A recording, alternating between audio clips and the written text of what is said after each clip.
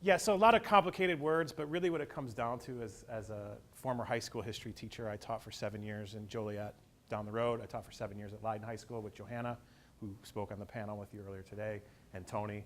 We worked together as well.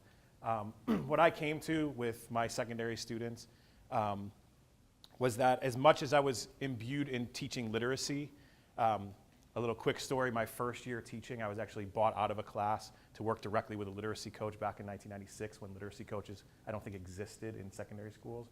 And it totally transformed how I approached teaching my content area. So I was really steeped immediately in teaching with a lens towards literacy and history, and I saw that I wasn't just teaching reading in my history class. But even with that approach, and even as I was using content area literacy strategies, the thing I found was that I used a lot of video and political cartoons and charts and graphs and these multimodal types of sources. And students couldn't read those very well either. So make some assumptions that, oh, well, if they're image-based, they're video-based, that they would be able to read these types of texts, and I was finding that they weren't. And so that led me into that problem space that Ernest Morel talked about yesterday that said, well, now how do I go about investigating this? I want to find out why they're not reading these texts very well, because they're very integral to the very work that we're doing in history. I can't just ignore those. I'm not just bringing those in because they're interesting and cool and fun, but the actual work of history includes work with images, graphs, charts, political cartoons, documentaries, etc. So I start with this, this image because I think that the purpose for what we're trying to do in our secondary classrooms is to build knowledge.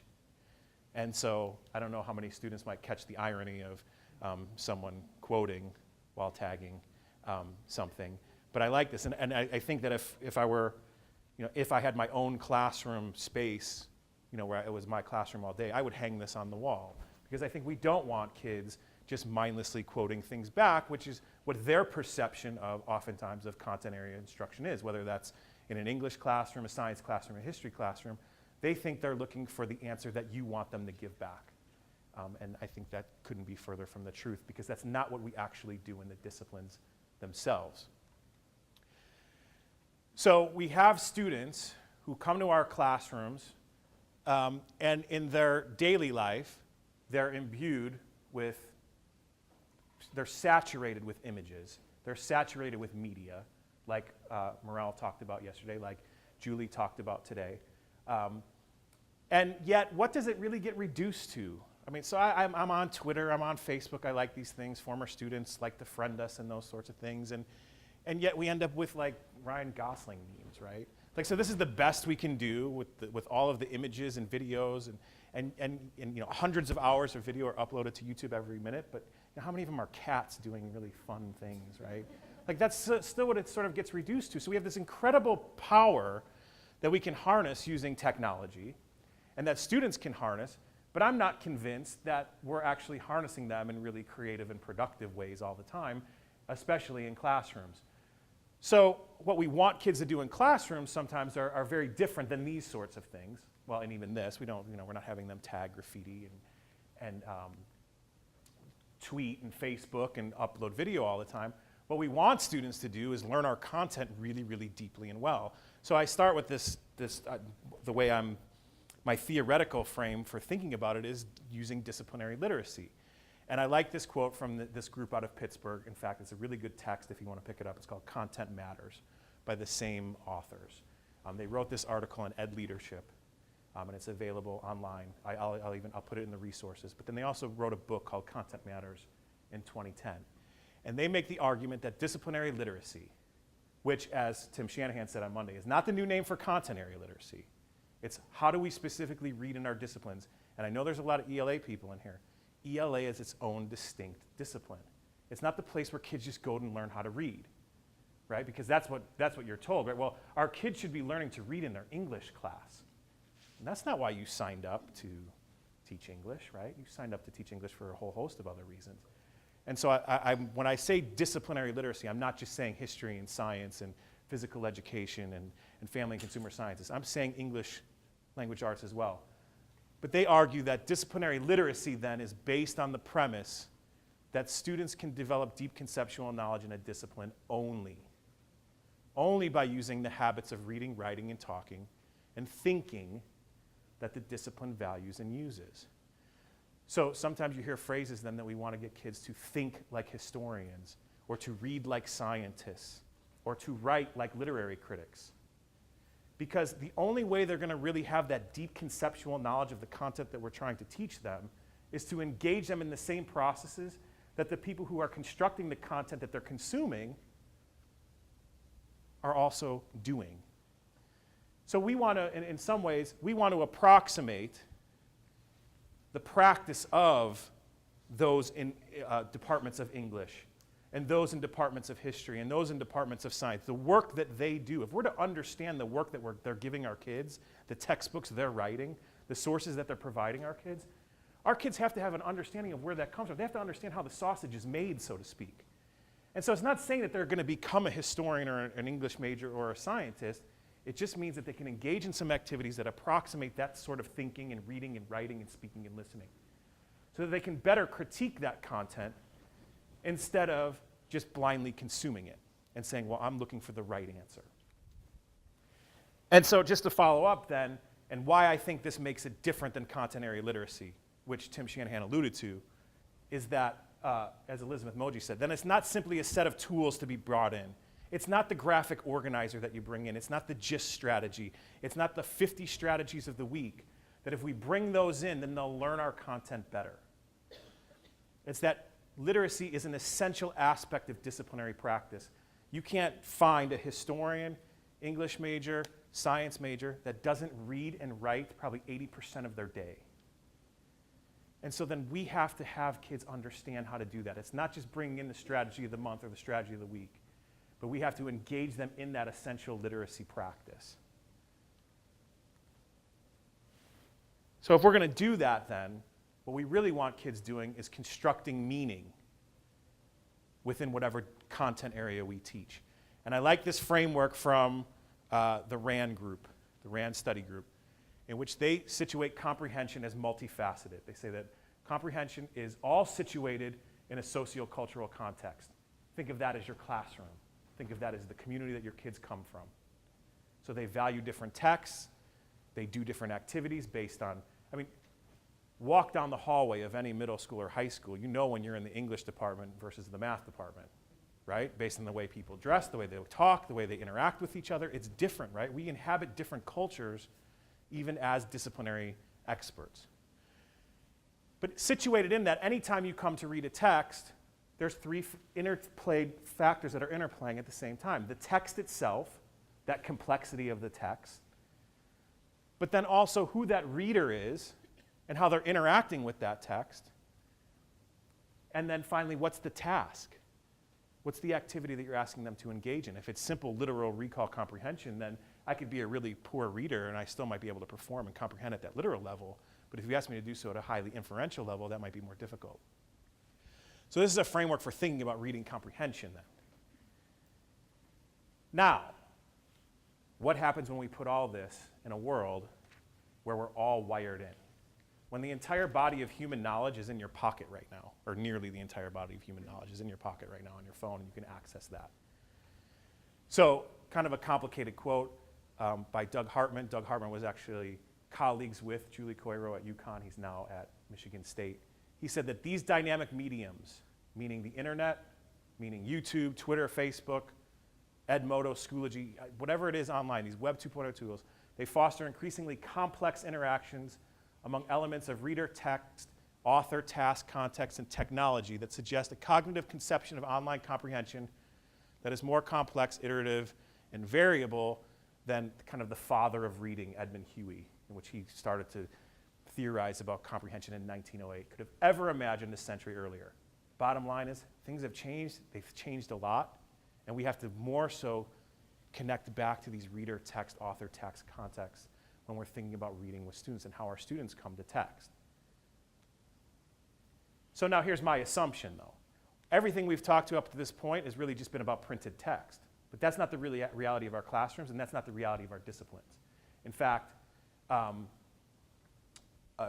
Jonathan Osborne, a high-level, respected science educator, said the very nature of scientific inquiry is, go back to that word, multimodal. It uses images, it uses sound, it uses gestures, it uses all these things. And we see these types of texts in our classrooms all the time.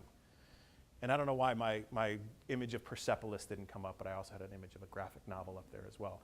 So in an English language arts classroom, there might be an artistic representation. You know, if you're reading some text about Ruby Bridges, there are plays that we either view or we enact actually within the classroom, and that also is a text, that enactment. We see political cartoons. We see visual representations of scientific phenomena. We see spatial and relative meaning having to be made within a map. And kids have to come and make meaning and interpret those every day. And they also have to integrate that meaning making with the printed text that we're asking them to read. So I'm not saying it's an either or, I'm saying it's an and both. I'm saying if we're going to expect kids to make meaning in the disciplines and do what disciplinary experts do and learn how to think about how content is created, then they have to be operating with these texts as well. These can't just be add-ons and supplements and cool things to do because kids like images and they like videos and we'll just do it that way. So, what that means then is we're talking about multiple text comprehension. And we know actually quite a bit about multiple text comprehension, and it's really hard for kids. So how do we make it easier? So I want to engage you in a strategy throughout the presentation.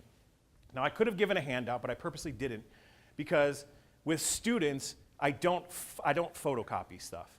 Because what happens when I'm not there and I don't give them the photocopy? Then it's not a strategy anymore. It's not something they own, it's something I own.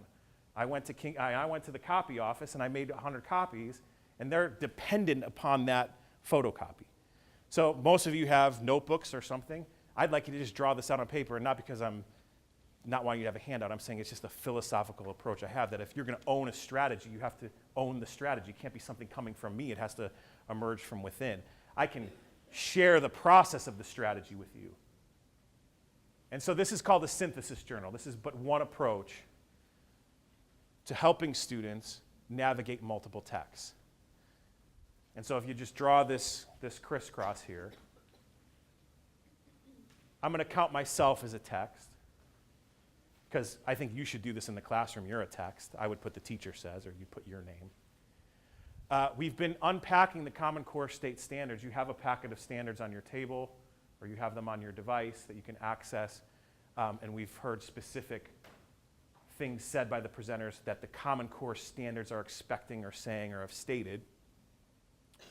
We have what research says. I'm going to share some of that research.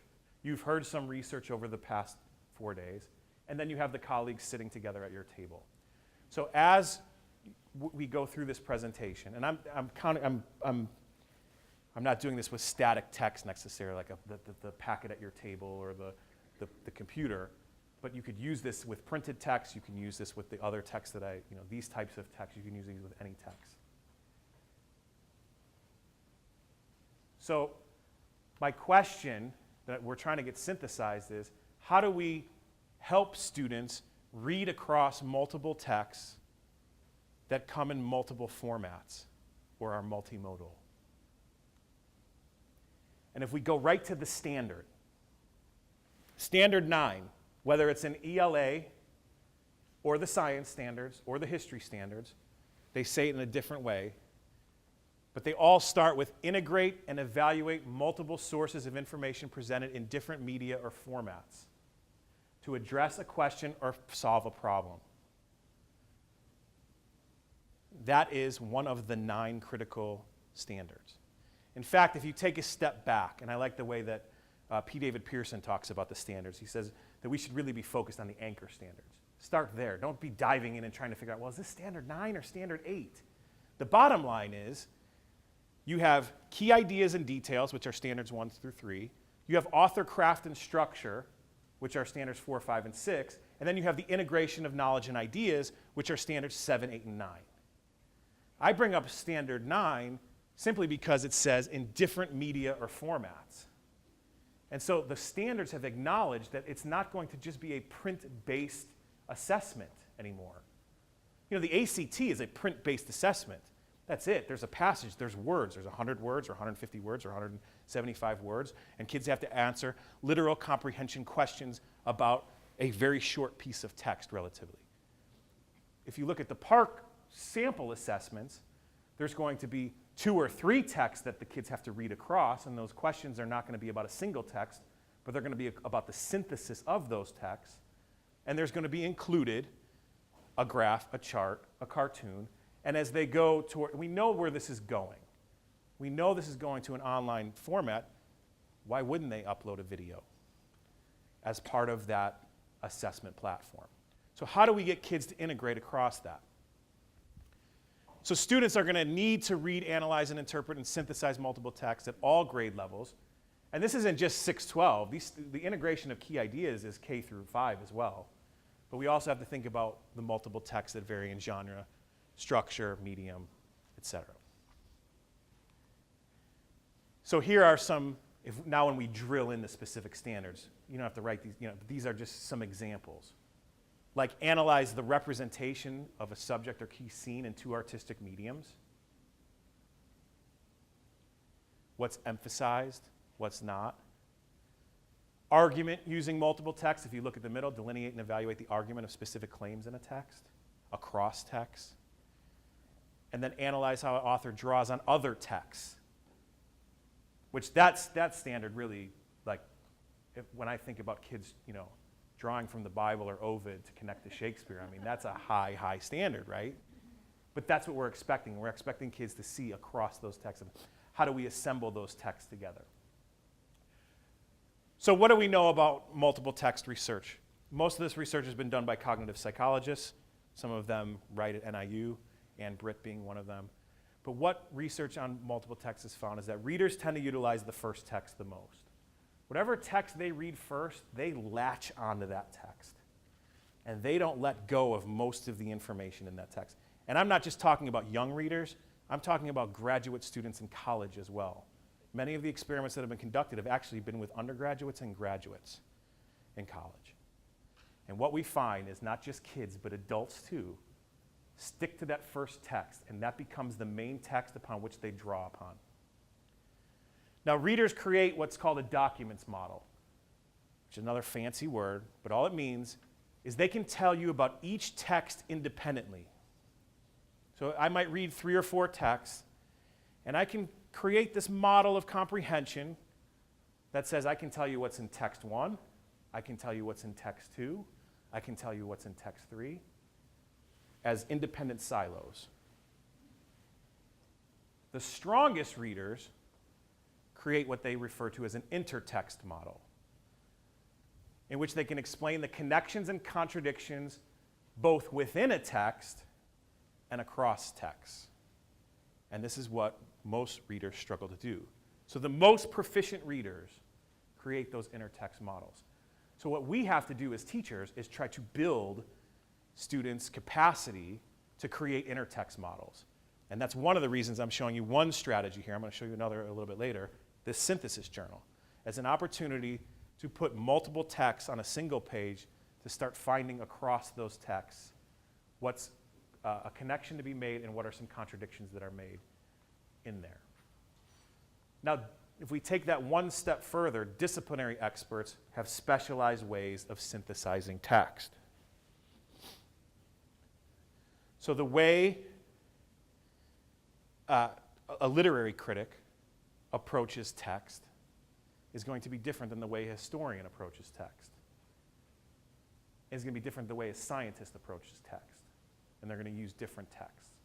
So we can't assume that just if we just do synthesis journals all day, then the kids will get it, right?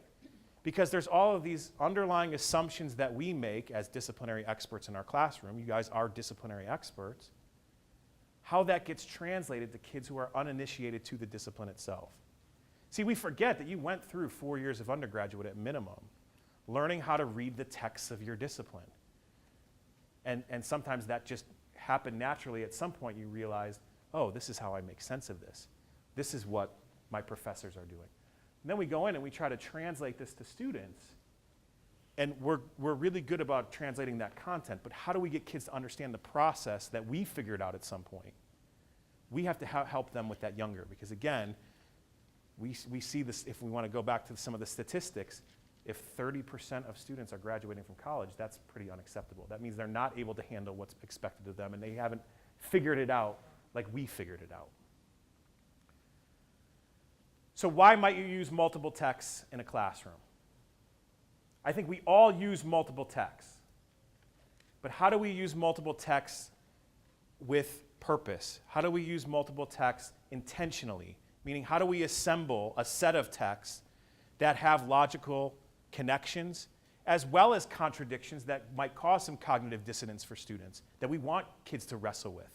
We want kids to be able to adjudicate across those texts, because that's what they're going to have to do in the world.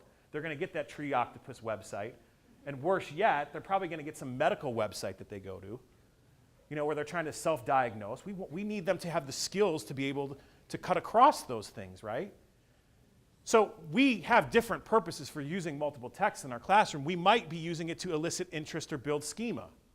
So here's a video on this, here's a trade book on this, here's a PowerPoint on this, whatever it is, but we use multiple texts beyond our core text to just get them into the subject matter. We might use it not just to build interest and let it go, we might use it to actually extend the main text or textbook. So we might say, okay, we know the textbook isn't enough. Anybody like their textbooks? Right? We hate our textbooks. So we know we need to give them more. So we're going to extend that a little bit. Or we may be intentionally trying to, again, build that dissonance between students and give them contradictory or supportive information around a topic and force them to start to make some of their own evaluation. Or we might just know we're trying to provide an overall text base for students to come to an overarching understanding of a topic. We know that it can't be done in a single text, so we're going to assemble those. I want you to just take a minute and talk at your tables. What are some other reasons, or just some, okay, so these are broad reasons. What are some specific ways you use multiple texts in your classroom? Talk about that at your tables.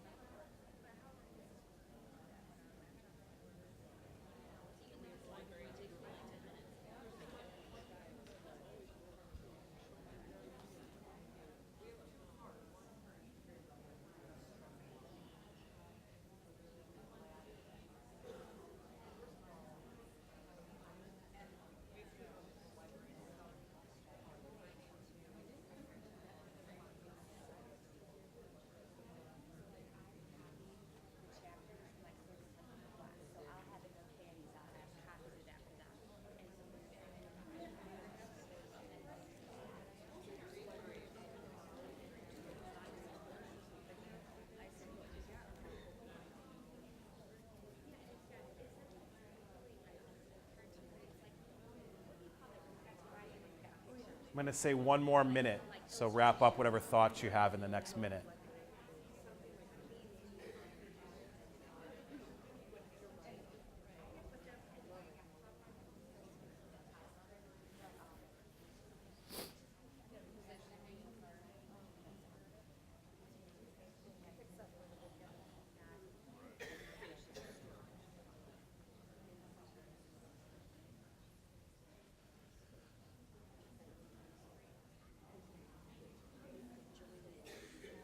Okay, so we know it's not going to be, and I don't mean to cut off the conversations, but I have some other things I want to share, and then we can come back to these conversations.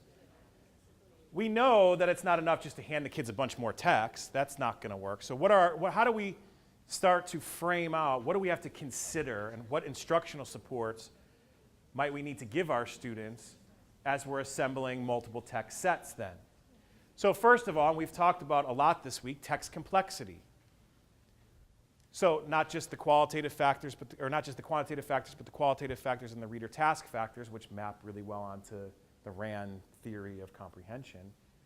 But then my next question would be then, what order do you put that complexity in?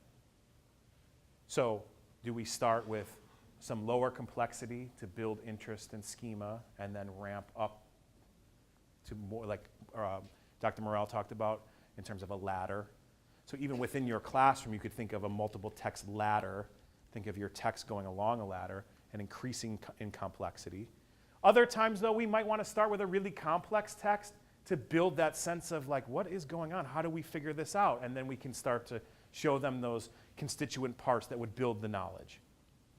How many text is appropriate? You know, I used to teach, like I said, I used to teach history, and I used to teach AP history, and you know, if you go back into the 1970s, those DBQs had like 20 texts in them. It was pretty overwhelming. Right now we've cut that down to like, we say like 8, 7, 8. But it also, if we're expanding what counts as a text, we may be using way more text. I mean, if you did an individual audit of your own instruction and said, how many texts did you use last week? I bet you're using a lot. Because again, the PowerPoint, the pictures that you embed within the PowerPoint, the textbook that they're reading, the other sources that you're bringing in, we're bringing in lots of text. I'm making an argument that we need to be more intentional about how we're assembling those texts together. And then what type of text? It doesn't mean we should just use a political cartoon to use a political cartoon. Does the text fit? Don't just use a play because you want to show another version or show the movie version of the book, but what texts fit? And then what's the task? What are you having kids do with those texts? Are they engaged in some sort of argumentation where they're developing their own claims, drawing evidence across multiple texts, and trying to display some form of argumentative reasoning? Are they engaged in a more general inquiry where they're just trying to find out information? Or are you just hoping that they make sense of all of this, and you're just looking for some general comprehension across text? I think that we want to be moving towards an argumentative space and an inquiry space, but we also have to acknowledge that sometimes we are just engaging kids in some sense-making as well. But I think we have to be really clear about what it is we want kids to do, and how do those texts afford kids the opportunity to actually engage in this sort of activity. Let me give you an example. We may want them to engage in some sort of argumentation, but if every text says the same thing, what's the argument to be made? And I've fallen into that trap in terms of teaching, where I thought assembling a set of texts is really difficult. It takes a lot of time, I know. But it also is going to take time off your plate in terms of the actual instruction, because the kids are wrestling around with lots of text at this point. But it's hard to put these together, and it takes time. And I think they need to be done in collaborative teams. And I think that you have to vet those with your colleagues and say, how would you answer this question using these texts? And they probably say, well, I can't answer the question using these texts. You haven't considered X, Y, and Z. Oh, great. Okay, I'll go back and figure that out. But I think that task is really important to think about. So some things we can do, or some things we need to do then, is we need to teach text synthesis, how to combine text, but we also have to teach for comparative evaluation and analysis across those texts. And we have to do those, again, using non-printed text sources. So what the Common Core is asking is not just synthesis, which is really hard again, because lots of people can do A plus B plus C equals A plus B, A, B, C, D, instead of A plus B plus C plus D equals E. And what Common Core and what I think we want and what the disciplines want is A plus B plus C equals something more. But we also have to teach kids to do some comparative evaluation across even two texts and have them sitting and wrestling with two texts side by side and going across and what's common between them, what's contradictory between them, what's missing in those texts, what other texts might they bring in. That's what we're called to do. So I've asked you to be, as I've been talking, to fill out that synthesis journal. I'd like you to take like 3 minutes as a table. What are some key assertions? Here's one thing you could have kids put in those columns. You can put anything in those columns. You could have them summarize. Or I'm making an argument here. So what assertions have I made? What assertions has the Common Core standards made? What assertions are your colleagues saying? And what assertions has research put forth in terms of what it means to teach multiple text synthesis in order to meet Standard 9 using multiple text type? Talk about that and fill in that synthesis journal together as you're talking for the next couple minutes.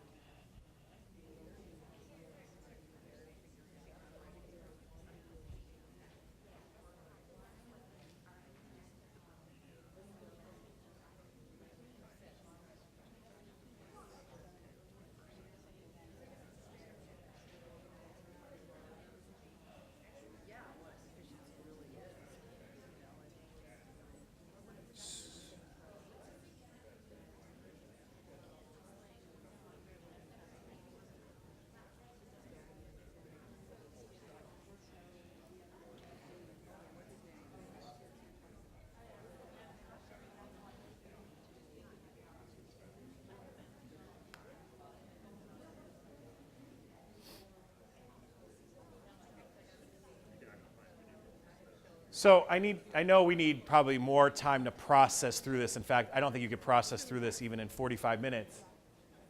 Hopefully you process this on the way home as you start more planning, later in the summer. But here's what I'd ask you to do next in your table group. Could you come up with a synthesis statement in response to that question? What instructional considerations do you need to focus on in order to meet Standard 9? As a table, could you come up with a synthesis statement that integrates not just what I say, but what Common Core has stated, what the people at your table, the experts at your table, and years of wisdom of practice have shown, as well as what is some of the cognitive research about what kids and adults do when they read across multiple texts to begin with? What model? How to create the synthesis statement? Well, okay, that's a good point. So one thing you would do with students is you would definitely model, and if you took the assertions, what assertions have I made? Anyone? What's one assertion I've made about teaching using multiple texts? You have to be very intentional about what you choose. Be aware of the different literacies required of reading the different types of texts. Using diverse perspectives. Okay, so that's 3 things. What about Common Core? What is the actual Common Core document? Some of the arguments made by...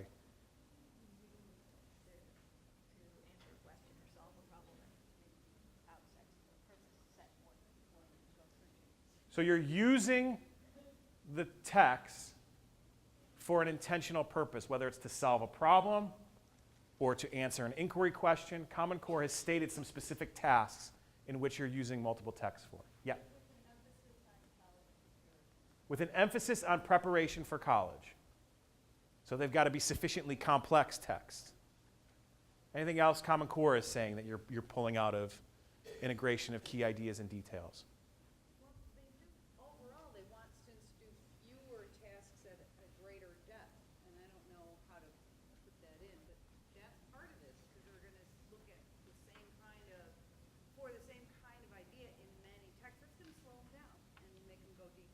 Okay, so the point now seems to be more depth instead of breadth. Okay. It's got to vary in genre. And it has to vary in genre, and it's explicitly stated.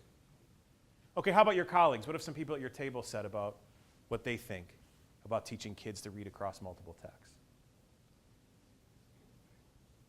Well, we were talking about starting with a really big idea, like, say, Industrial Revolution, and then looking at it from in China and England and in the United States, and you could bring in all sorts of different sources.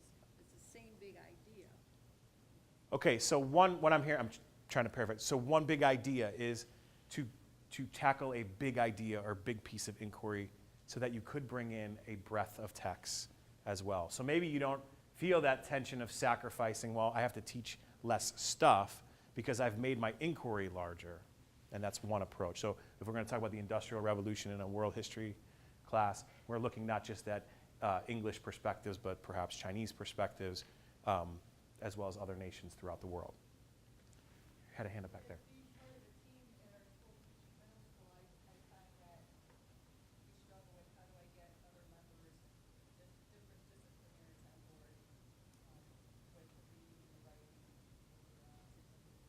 So one really practical, like pragmatic thing is that it's sometimes hard to convince people to take this approach. I mean, I'm making the assumption that you're buying this Kool-Aid. You're here at this conference. You know, you see that, but we also know that other people might not believe what we believe. Their beliefs about reading and literacy and content are different. And so even if you're trying to meet that standard 9, what happens when your assessment, your district assessment looks completely different? How do you convince those people to start mirroring up with maybe Common Core? Any other colleague comments?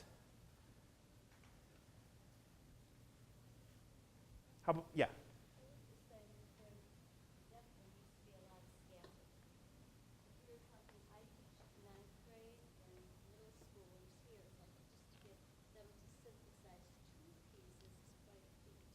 Mm-hmm. So a lot of scaffolding is necessary. We know from our work that even just getting kids to synthesize 2 texts or compare 2 texts is hard. How do we start to scale up to 3 and 4 and 5 texts? And modeling, would you model this several times for students? Oh, absolutely. Okay. Yes. Yes. Modeling is crucial. All right, last piece. How about the research then? Is there anything that, you know, and that was, if I go back in case people didn't remember, but is there anything out of the research on multiple texts that really resonated when you were thinking about your instruction then? Yeah, Marcy.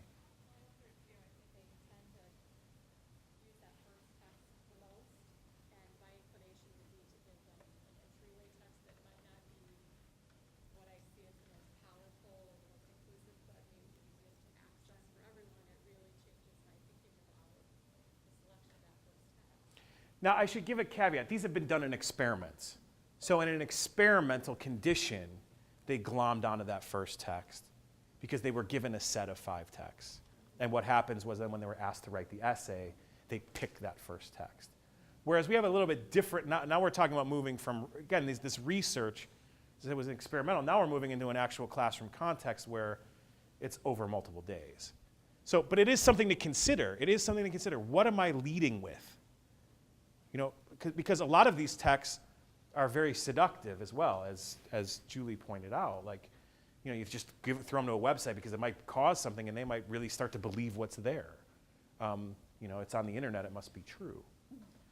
Well, I think it's at Michigan, they're doing research on researched writing of college students, and they tend to pick the first page of the text that they find.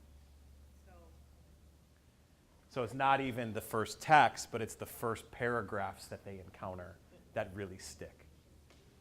Well, I'm thinking even if we did a picture first, like a visual, because it doesn't have the words there, and like thinking about what the other speakers said about the questioning, maybe the questions would come out, that would be broader and bigger questions, and you give them the text and they have words to pull from.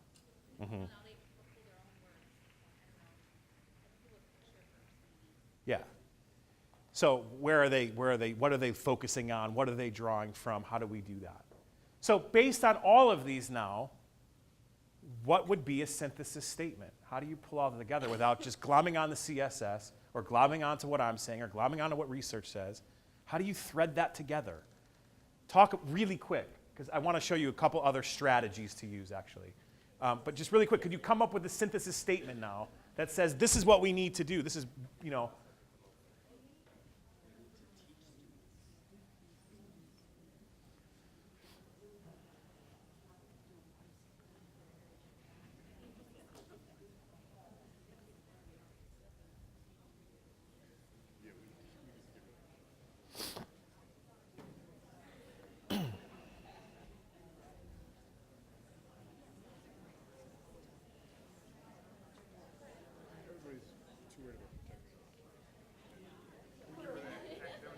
Yeah, at the high school level, smack them all around, put them in a big mixing bowl. Yeah, Chris Lilly used to say, defending your file cabinet. We all defend our file cabinets.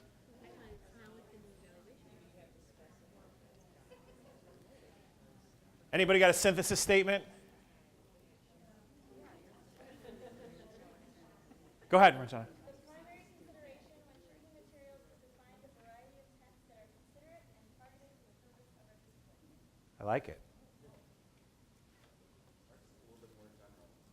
We need to teach students to gain meaning from a multitude of texts through an understanding of disciplinary literacy, which will ultimately allow students to meet and exceed the depth of understanding put forth by the CCSS.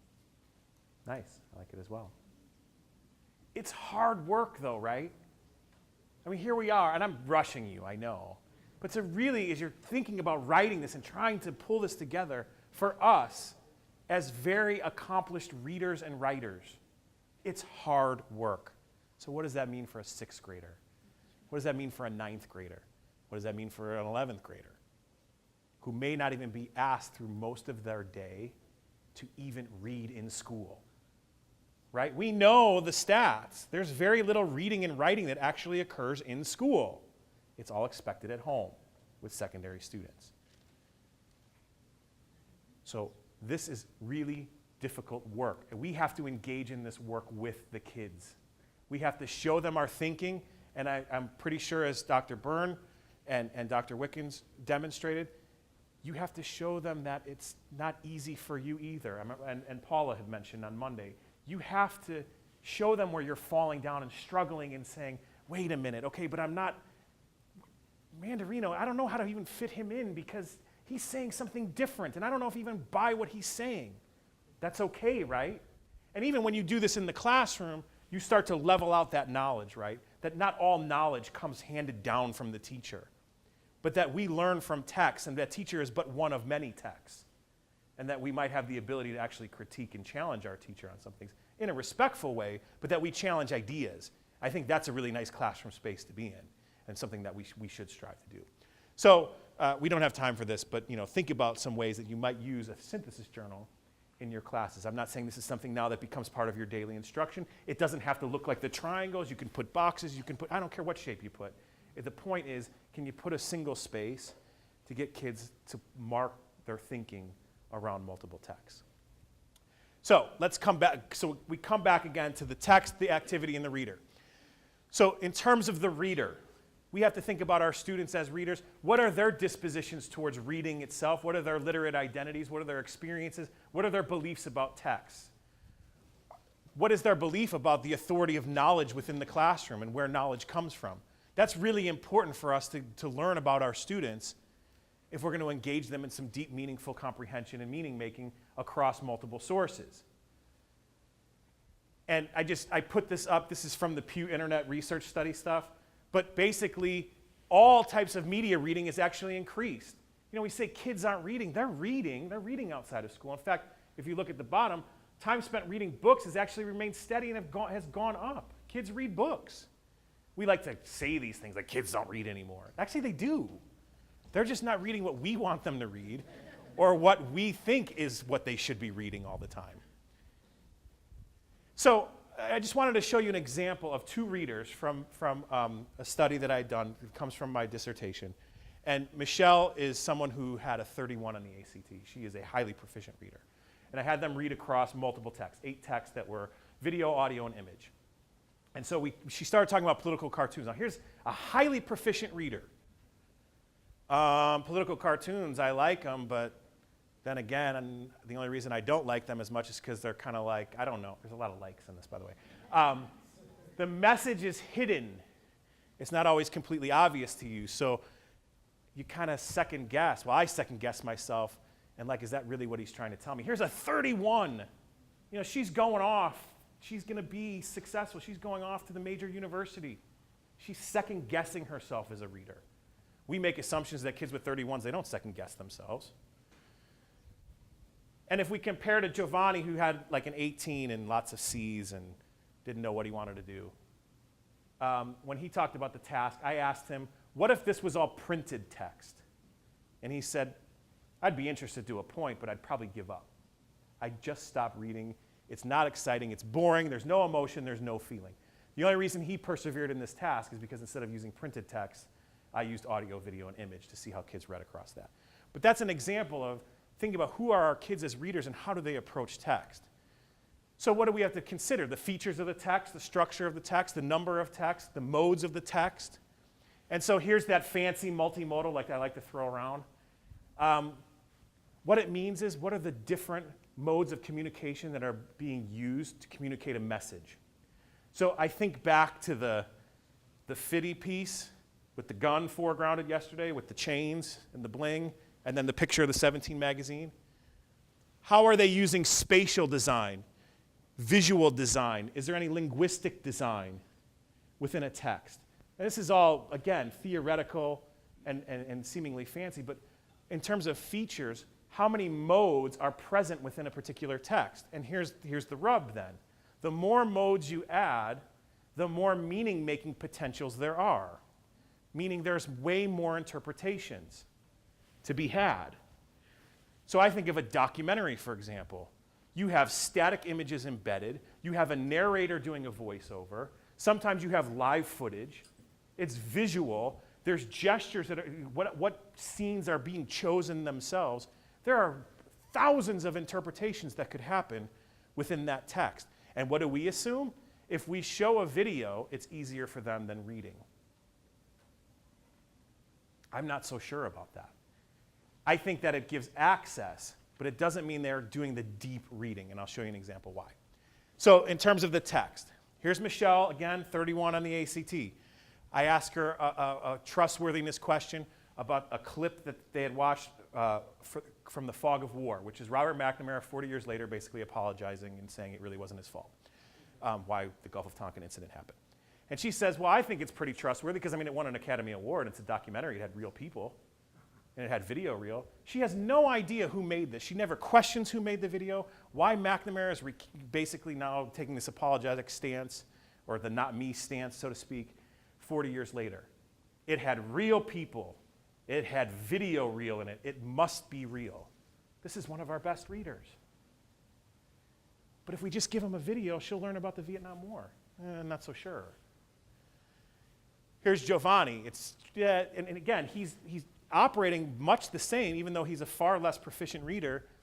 He says he'd give it a 2. It's about a phone call. It's a phone call between McNamara and Johnson.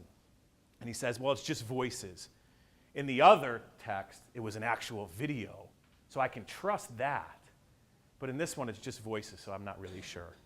And again, that documentations of real people, if that's the benchmark for reliability, accuracy, et cetera. So, I mean, I'm hoping you see that as Dr. Coiro talked about, what do we do with kids online? Not just what do we do with them online, but what do they do when they encounter these types of texts that are more prolific online? The amount of video and images are 10 times greater than even 4 or 5 years ago, 100 times greater than 4 or 5 years ago when you think about being on the web. So again, back to this, what is your task then? Is it for inquiry, comparative analysis, reading widely? Is it a document-based question? Is it a research paper? How are kids engaging across these texts? And now you're exponentially ramping up that meaning making. And then finally, the task. How do these tasks, the one thing that I come back to though is using multiple texts. In this particular experiment, Giovanni, he's a low reader. Over the course, by the end of the 8th text, he says, oh, wait a minute, that brings me back to that one diagram. I'm going to start corroborating. I know what that scar means now. I'm going to fix up my meaning making. How many times do we give kids that opportunity? If I gave Giovanni that cartoon, which is Johnson, he's lifting up his belly and there's a big scar and it's in the shape of Vietnam. On Tuesday, if I'd given that to him and he doesn't get it, I don't know, I don't get it. I'm done, good. I'm going home, I'm going to do whatever. I'm back on Thursday, we watch something else. Where's the connection, explicit connection that can be made back to say, oh, that's what that scar meant? Because I might have said, well, you didn't get analysis of a political cartoon. We're done, we have to move on. We have to get through the curriculum. So now I'm going on to my next thing. Instead of that purposeful assembly of text, in which by the end of the task, Giovanni actually acted much like Michelle did. He had similar interpretations of the event and was actually really quite sophisticated across using multiple texts. Which leads to the last piece then. So what are we doing with them? They have to be writing, right? How are they writing using these multiple texts? Now, one way to think about it is this digital composition. But again, I think online, they're tools. Johanna in her panel said, they're just tools. That's right. They're tools to mediate our thinking. Meaning, in some ways, a blog with no audience is an essay. Right? So we get, I'm going to have my kids do a blog. And the blog is to you. Then it's just an essay, just fancied up. A wiki with no collaboration is a poster with digital glitter and glue. Right? What's the point? A social network, people are, I want to do social networks. But if there's no social interaction on the network, it's a web page. So what's the point? So I think we can think about writing across multiple texts in 2 ways, but both for the purpose of knowledge production. How are students creating their own knowledge? One is written, and I think there is a clear place for traditionally written communication, as well as multimodal production. So here was just one thing I wanted to show you in terms of written that can be a good scaffold. This was an experiment tried in 2007, did it with 104 students. And has anybody heard of the GIST strategy within a single text? So you summarize within the text, 20 words or less, you chunk the text. So I thought, well, what if you did this across multiple texts? So they read text 1, they summarize it in 20 words or less. You read text 1 and 2, and they summarize both those texts in 20 words or less. They read text 3, and they summarize 1, 2, and 3 together, and I'll give you 5 more words in 25 words or less. Trying to get them to synthesize down the meaning across the text. Lots of fancy stats point to the red. I had 4 conditions. Kids who had they had cartoons, they had a map, they had a map, a cartoon, and a photo. They had the highest number of text referenced in their essay. Guess what happened with the kids who had images and no text, just text and no scaffold? They had the lowest number of text references. So bottom line is that scaffold actually worked. It statistically was shown, but it had the most impact.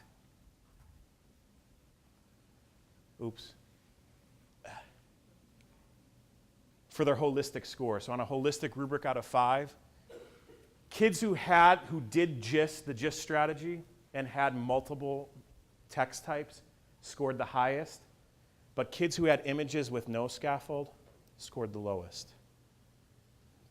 So throwing texts at kids that are just multimodal, just because we assume they're going to be able to interpret them, at least based on this group of students, 104 students, there was a statistical significance that the GIST strategy works. So I encourage you to maybe think about that as a way to get kids to process across this. Now, it's not enough because it's just a summary.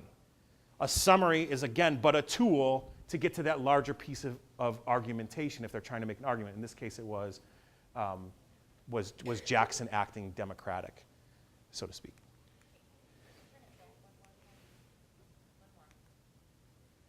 So then, are they making all three summaries?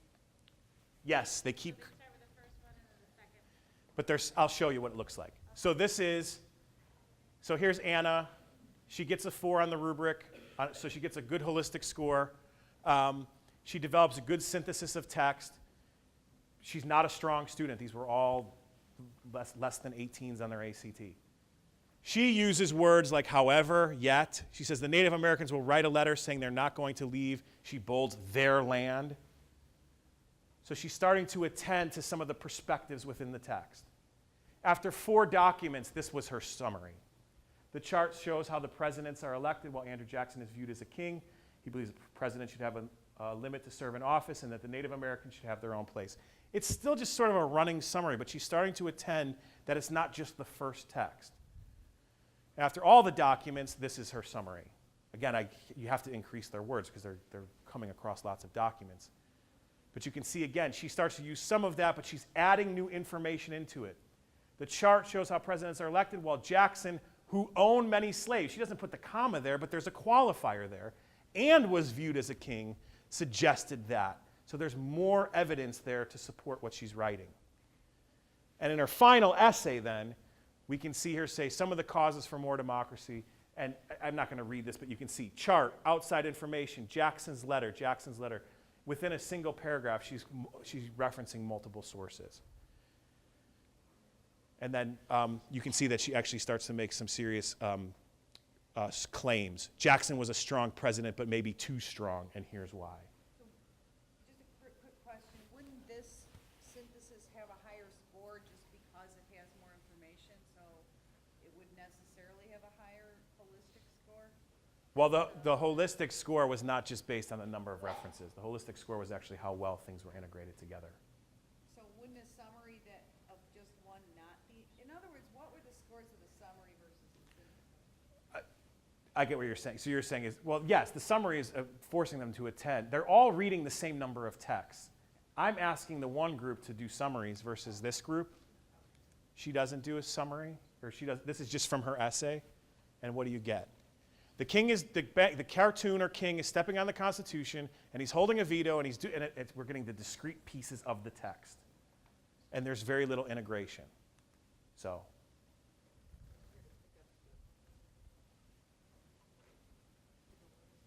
Oh, okay. Yeah. Here's another idea, another spin on this. It's called an inquiry chart. It's another way to get kids to attend to multiple sources. It comes from Read, Write, Think. You can look this up. I'm running out of time, but you could either provide the sub questions along the top, or ultimately you want to have kids start to develop their own questions. But it's another opportunity to scaffold multiple text synthesis. So you've got the synthesis journal, you've got the multiple text gist, or you can use something like an eye chart, all to help kids, those scaffolds that are necessary because we know that multiple text comprehension is difficult. And then when you add in audio, video, and image, that even scales it up even more. I was going to, the other way to have kids produce their writing is multimodally. So I had kids answer an inquiry question. Who had the better vision for the nation, Hamilton or Jefferson? Who had the more enduring vision, right?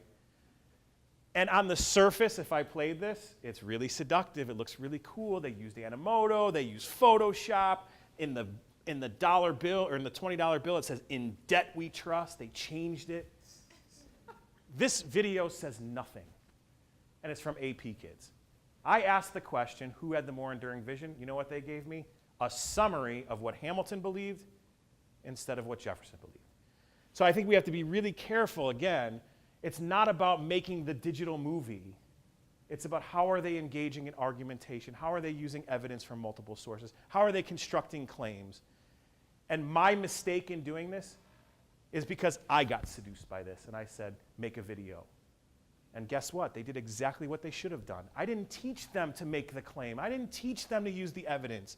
I assumed, because they were AP kids, that they should be able to do it. So on the surface, looks really cool. But if you really peel back just the thinnest layer, it's really not so cool.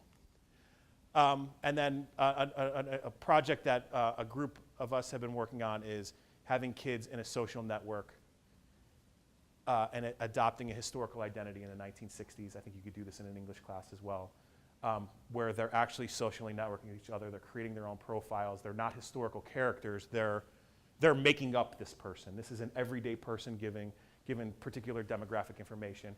And just, again, you have to consider the progression. So one of the things they had to do was write blogs from their perspective. So this guy's James Wilson. He's some white guy living in the 60s. And his first blog is about Kennedy, and it's pretty much a copy and paste from the internet, right? No links, no pictures, no nothing. Like, again, you just wrote me a summary that you actually copied off the internet, thanks. But over time, as teachers, we started to recognize this and build this in because this was a 6-week project. We see that James, whoever James is, because it's a fake name, he starts to put in links. He puts the iconic picture of Nixon leaving as he resigns. Now, he's still taking this approach to history that it's all about the presidents, but there at least is a step forward in terms of how he's describing things. He connects it to his own life instead of just the copy and paste from Wikipedia.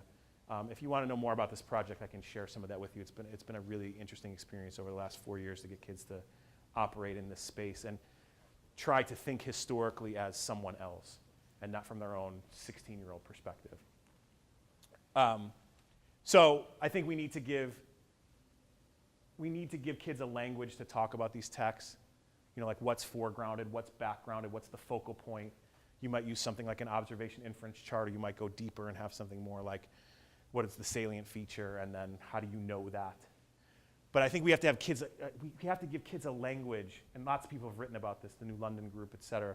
We have to give kids a language to talk about audio, visual, and image text. They don't necessarily have that. And we need to give kids strong instruction in writing and multimodal writing. So just because we go digital storytelling doesn't mean we abandon those good writing principles. And I hope that the English teachers are jumping up and saying yay to that. But I think sometimes that feels abandoned when we say we'll just go do a digital story.